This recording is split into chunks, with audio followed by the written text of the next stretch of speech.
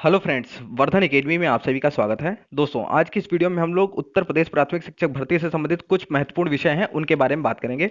जैसा कि आप सभी को बता दें, कल के न्यूज़पेपर जो कि स्पेशली जो दैनिक जागरण है उसमें काफ़ी बड़ा आर्टिकल छपा था उत्तर प्रदेश प्राथमिक शिक्षक भर्ती को लेकर, और उसमें साफ साफ लिखा था कि जो प्राथमिक शिक्षक भर्ती है उसका जो विज्ञापन है वो इसी महीने आएगा। ठीक है।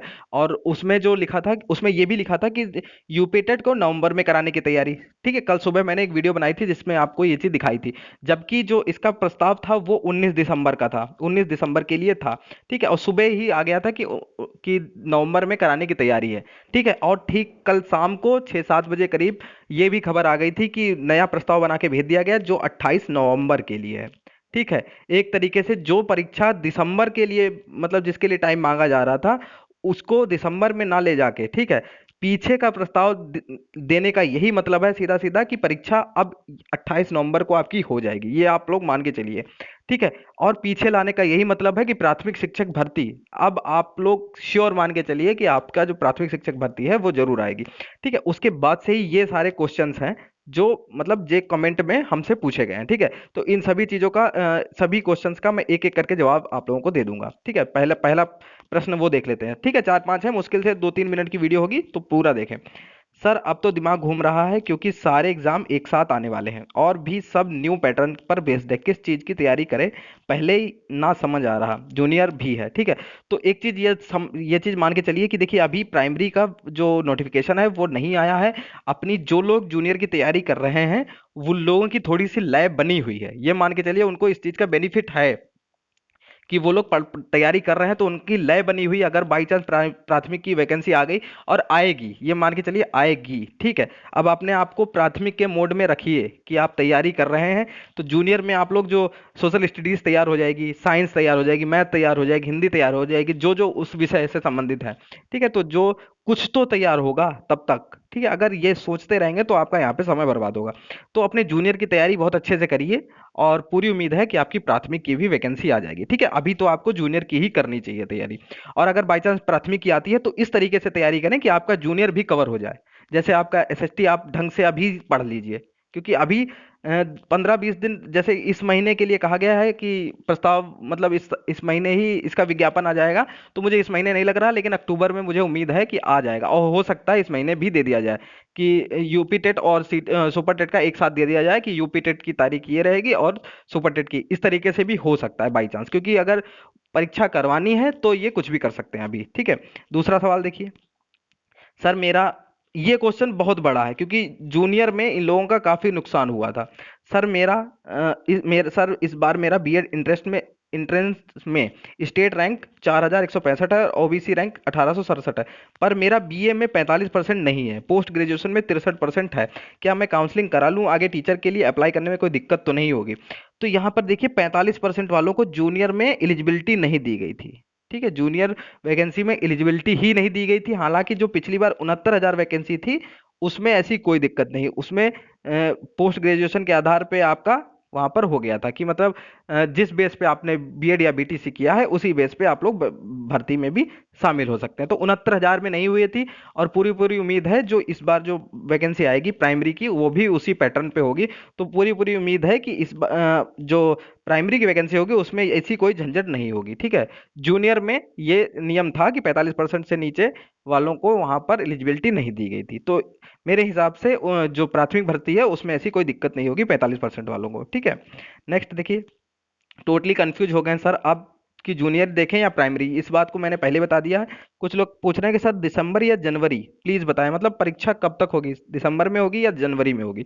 तो एक चीज ये समझ लीजिए, अगर 28, ये चीज आप लोग समझिए, 28 नवंबर के लिए यूपी टेट का प्रस्ताव भेजा गया है। ठीक है। कितना भी जल्दी कर लेंगे तो 20 दिन से पहले ये रिजल्ट नहीं दे पाएंगे, तो ये मान के चलिए लगभग 20 दिसंबर के आसपास ये रिजल्ट दे पाएंगे यूपी टेट का।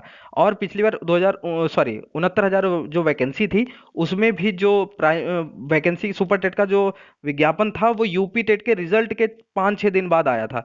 तो उस हिसाब से देखें तो 25 दिसंबर से पहले तो नहीं होना। ठीक है। ये मान के चलिए 25 दिसंबर से पहले इसका जो परीक्षा है वो नहीं होगी, 25 दिसंबर से पहले, और रिजल्ट आने के बाद ही इसकी परीक्षा होगी, ये मान के चलिए। तो दिसंबर के लास्ट में या जनवरी में आपकी परीक्षा करवाई जा सकती है। ठीक। अब नेक्स्ट देख लेते हैं कि ये तो वही चीज है, बस यहाँ पे देखिए सर वैकेंसी कैसे कैसे आएंगी, फरवरी मार्च में इलेक्शन है तो आचार संहिता भी लग जाएगी। ठीक है, अब एक चीज इनकी, प्रीति वर्मा जी हैं, ये शुरुआत से ही मेरे चैनल से एक तरीके से जुड़ी हैं, तो ऐसी कोई बात नहीं, मैं सबका रिप्लाई करता हूँ, लेकिन कुछ लोग हैं जिनका याद रहता है कि कौन कौन जुड़ा हुआ है। ठीक है, तो यहाँ पर जो आचार संहिता की बात कर रहे हैं, ठीक है, अगर आचार संहिता आपकी जनवरी में लगती है, ठीक, और आपकी बाई चांस, मैं ये नहीं कह रहा हूँ आपका विज्ञापन पहले ही आ जाएगा, लेकिन अगर दिसंबर में भी अगर घोषणा कर दी गई नई भर्ती की, तो आचार संहिता का कोई फर्क नहीं पड़ेगा। आचार संहिता लगने के बाद कोई नई घोषणा नहीं की जा सकती, ये रूल होता है।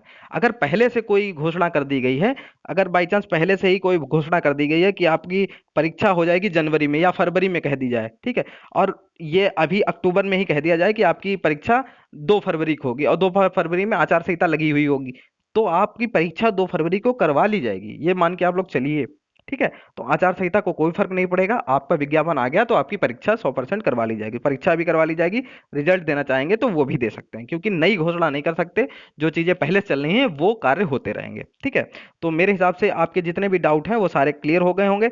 अगर फिर भी आपके मन में कोई सवाल है, ठीक है, अब भी आपके मन में कोई सवाल है किसी भी चीज को लेकर, तो आप लोग मतलब कमेंट बॉक्स में पूछ सकते हैं। ठीक है, मैं उसका रिप्लाई कर दूंगा, क्योंकि काफी लोग परेशान रहते हैं और कुछ लोग ये सोचते हो कि सर सबका रिप्लाई कर देते हैं। ठीक है, सबका रिप्लाई करने का यही रीजन है मेन मेरा, कि मुझे ये लगता है कि लोग काफी परेशान होते हैं, और अगर मैं उनका रिप्लाई कर दूंगा तो शायद उनकी थोड़ी सी उनको तसल्ली मिलेगी, और मतलब उनकी थोड़ी सी परेशानी में मैं उनका सहयोग दे सकूंगा कि उनकी परेशानी थोड़ी सी कम हो सके। ठीक है, इसलिए मैं सबके रिप्लाई कोशिश करता हूँ दे सकूं।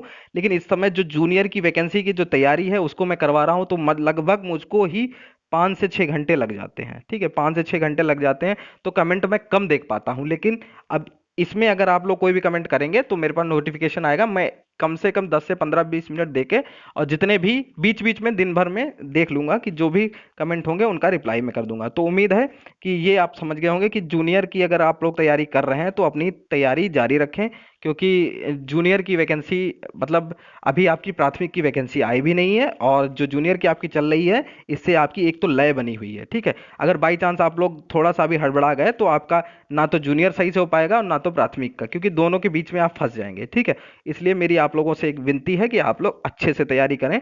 जो अगर अभी जूनियर की कर रहे हैं तो बहुत अच्छे से करें, जीएस पूरी कंप्लीट करें। मैथ साइंस से हैं तो उनको तो काफी बेनिफिट है, मैथ 20 नंबर की आएगी प्राइमरी में भी, साइंस 10 नंबर की आएगी। ठीक है, एसएसटी और ईवीएस वो भी आपका 10 नंबर में आएगा, तो इस तरीके से आपका कुछ तो कवर हो रहा है। रीजनिंग 5 नंबर की आएगी, इसी तरीके से हिंदी से है तो हिंदी में भी आपको 20 नंबर का वेटेज मिलेगा, मतलब सुपर टेट में। ठीक है, जो प्राइमरी सुपर टेट में, तो अपना वो करते रहिए। और जो 69,000 के आधार पर आपका जो 45% है, 69,000 भर्ती में वो एलिजिबल थे, तो यहाँ पर कोई दिक्कत नहीं होनी चाहिए। ठीक है, दिसंबर या जनवरी में ये भी मैंने बता दिया, वैकेंसी कैसे, आचार संहिता वाला भी जो आपका सिस्टम है उसको भी मैंने क्लियर कर दिया। ठीक है, तो दोस्तों यहाँ पर आप हमारी आज की वीडियो समाप्त होती है। अगर आपके मन में कोई भी सवाल है तो आप लोग कमेंट बॉक्स में पूछ सकते हैं। दोस्तों आज की वीडियो में सिर्फ इतना ही, मिलते हैं अपनी नेक्स्ट वीडियो में, तब तक के लिए नमस्कार।